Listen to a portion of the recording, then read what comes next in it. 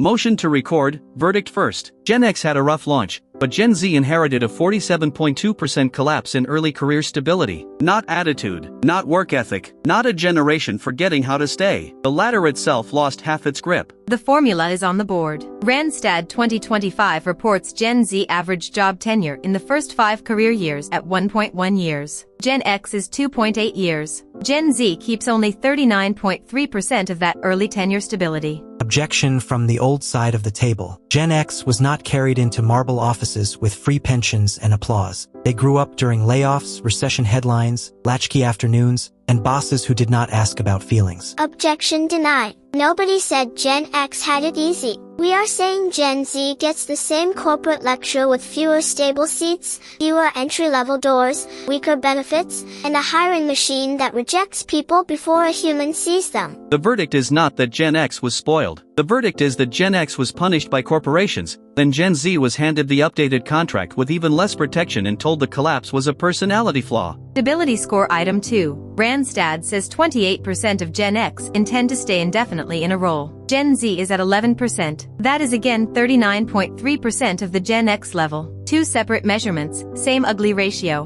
But staying indefinitely is not automatically noble. Plenty of Gen X workers learned to keep their heads down because losing a job meant losing health coverage, losing a mortgage payment, and losing the story they were told to build. Exactly. The old deal used fear to create loyalty. The new deal removes the loyalty reward but keeps the fear. It says be flexible, be grateful, be available, be online, be skilled, and be replaceable. Stability score item 3. Planning not to leave within a year. Randstad lists 16% of Gen X planning to leave within 12 months, so 84% are not planning to leave. Gen Z has 33% planning to leave, so 67% are not. Average the 3 remaining stability ratios, 39.3%, 39.3%, and 79.8%. The result is 52.8 stability points out of 100. That leaves a 47.2% collapse. Motion to record. This headline is math, not mood. The old office had its own brutality. Gen X watched manufacturing shrink, pensions freeze, and middle management get flattened. They saw loyalty fail before Gen Z was old enough to log into a job portal. And that is why Gen X should recognize the scam faster. You watched the ladder crack. We are climbing after it snapped. Do not hand us the same corporate motivational poster and call it accountability. The data is on the table. Gen Z is not moving because young people developed allergic reactions to bosses. Gen Z is moving because early roles are thinner, advancement is delayed, and the company often offers a title before it offers a future. Now the government data. BLS reports the median tenure for workers aged 25 to 34 was 2.7 years in January 2024. For workers aged 55 to 64, it was 9.6 years. Older workers sit on more than 3 times the current employer tenure. That age gap has always existed. A worker in the first decade of a career moves more than a worker near retirement. You cannot compare a 26-year-old analyst with a 58-year-old operations director and call it conspiracy. True,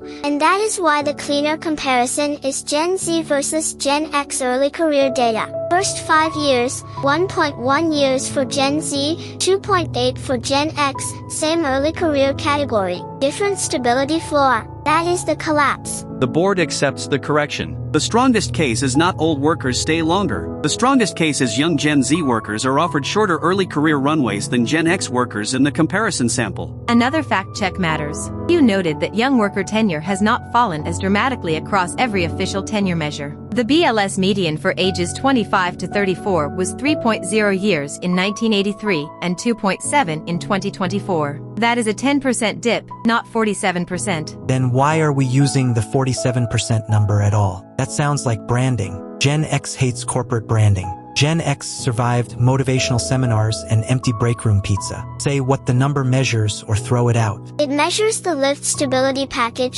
not one government tenure column. Early career tenure, intention to stay, and short-term exit pressure together. When all 3 are combined, Gen Z keeps 52.8 of Gen X stability points. Motion clarified. The 47.2% collapse is a generation math stability index built from Randstad early career comparisons. BLS tenure is the guardrail. It stops us from claiming every young worker is hopping more than history. The collapse is the career promise. Now protections. BLS union data says the overall union membership rate was 20.1% in 1983 and 10% in 2025. Private sector union membership in 2025 was 5.9%. Young workers aged 16 to 24 were at 4.7%. Unions were never universal. Gen X entered plenty of workplaces with no contract, no guaranteed raise, and a manager who thought training meant figure it out by Friday. Do not turn the past into a theme park. We are not. But when the old national union rate was twice the current rate, the labor market had more spillover pressure. Even non-union employers had to compete with union wages, pension norms, and a working-class floor. That is the missing word, floor. Gen X did not all stand on it, but the floor existed in more places. Gen Z gets a platform economy, contract ladders, unpaid experience, and managers asking why everyone looks nervous. Pension protection tells the same story. BLS says in March 2023, only 15% of private industry workers had access to defined benefit retirement plans, and 11% participated. Defined contribution plans were much more common, 67% access and 49% participation. Defined benefit pensions were already fading when Gen X came in. Companies shifted risk from employer balance sheets to worker accounts before many Gen X employees even had their first real raise. This is not only Gen Z pain. But the later you arrive, the less is left. Gen X saw the pension door closing. Gen Z often never sees the door. We get a login, a target date fund, and a warning that retirement is our personal literacy problem. The chair rules that the old defense contains truth but loses the verdict. Gen X endured the demolition. Gen Z inherited the rubble as standard onboarding. The argument is not who suffered. The argument is who has less stability to build from. Entry-level work is the new crime scene.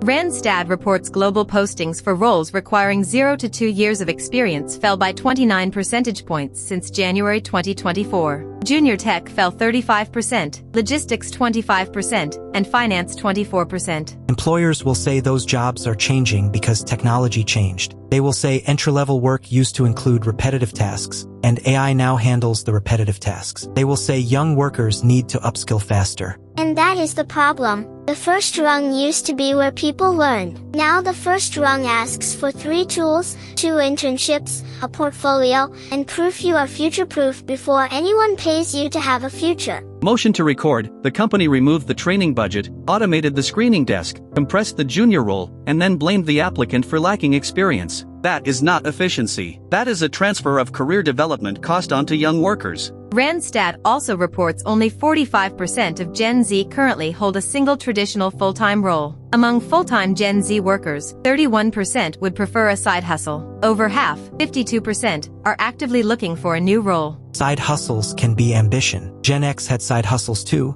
but they were called second jobs, weekend shifts, cash gigs, and selling something out of a trunk because the main paycheck did not stretch. Side hustles can be ambition, but forced diversification is not freedom. When rent, debt, healthcare, and unstable hiring all hit at once, the second job is not a cute brand. It is a risk hedge against the first job failing. The chair notes the central fraud. The boardroom sells instability as opportunity. It calls insecurity flexibility, unpaid preparation passion, multiple jobs entrepreneurship, and lack of promotion a chance to own your journey. Hugh adds another angle. In 1980, 64% of 21-year-olds worked full-time. In 2021, 39% did. Financial independence at age 21 fell from 42% to 25%. That is not just career preference. That is delayed adulthood by economic design. College enrollment rose too.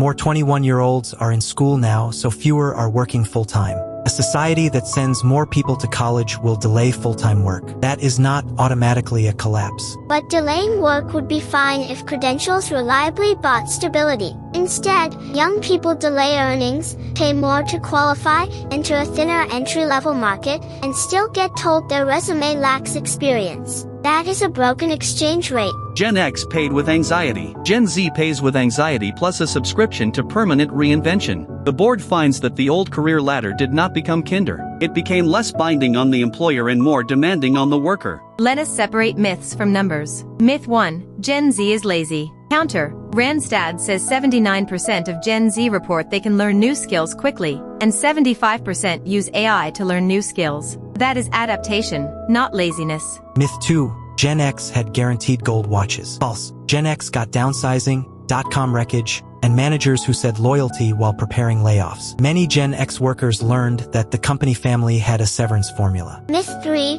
Moving jobs means disloyalty. False. If 11% of Gen Z plan to stay indefinitely, that is not because everyone loves chaos. It is because the role is rarely designed to become a career before it becomes a dead end. The board accepts all three myth rulings. Gen X was not protected enough. Gen Z is protected even less. The villain is not the employee born in 1972 or 2002. The villain is a labor market that weakened commitment from the top down. Watch the incentives. A company can demand loyalty, freeze pay, hide salary bands, outsource training, cut junior roles, offer vague culture, and still call quitting a character defect. That is a rigged vocabulary. I will defend one old principle. Stability is not built only by policy. It is built by showing up, learning the work, dealing with annoying people, and becoming useful enough that losing you hurts the organization. And I will answer with one new reality. Being useful no longer guarantees protection. You can be useful and still be laid off by spreadsheet. You can outperform and still lose to restructuring. You can learn fast and still never get the promotion. The point lands.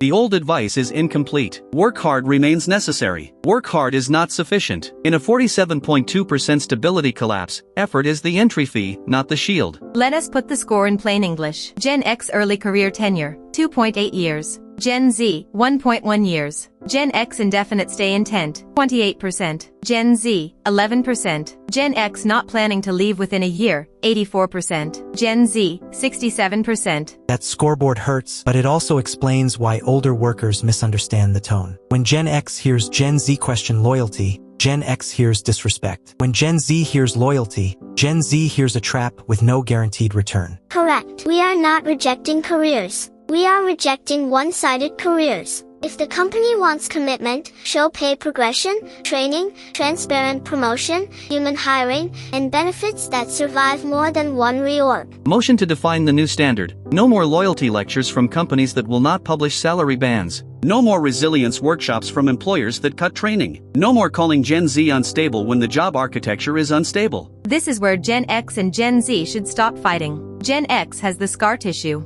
Gen Z has the current receipt. Together, they show the same process over time. Protections weaken, risk shifts downward, and management calls the result culture change. I agree with the alliance but not the whining. The solution is not to romanticize the old cubicle. The old cubicle had sexism, gatekeeping, burnout, and managers who confused silence with professionalism. Nobody wants the old cubicle museum. We want the stable parts back without the abuse, training, raises, benefits, predictable hours, promotion paths, and a job market where entry level means entry, not advanced work at beginner pay. The board recognizes the distinction. Gen Z is not asking for a participation trophy. Gen Z is asking why the participation fee includes a degree, unpaid experience, algorithmic rejection, side income, and a motivational speech about grit. The hardest number remains 1.1 years. If the average Gen Z job stint in the first 5 years is 1.1 years, then the first chapter of a career is no longer a chapter. It is a stack of short contracts wearing corporate badges. And the hardest Gen X number is 2.8 years. That was not lifetime employment. It was not a gold watch. It was simply enough time to learn the system,